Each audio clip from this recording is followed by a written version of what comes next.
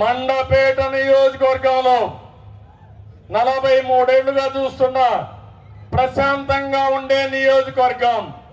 ఆ రోజు ఆలమూరు గాని ఈ రోజు మండపేట గాని ప్రశాంతతకు మారే పేరు. దానికి మన ఎమ్మెల్యే 3 సార్లు మీరు గెలిపించారు జోగేశ్వరరావు గారిని.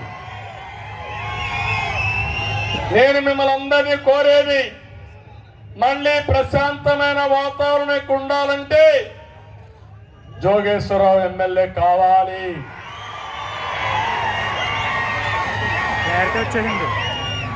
రౌడీసానికి భయపడో కులము మతము రెచ్చగొడితే ఆ కులానికి కానీ ప్రలోభపడితే కులం మనల్ని కాపాడదు.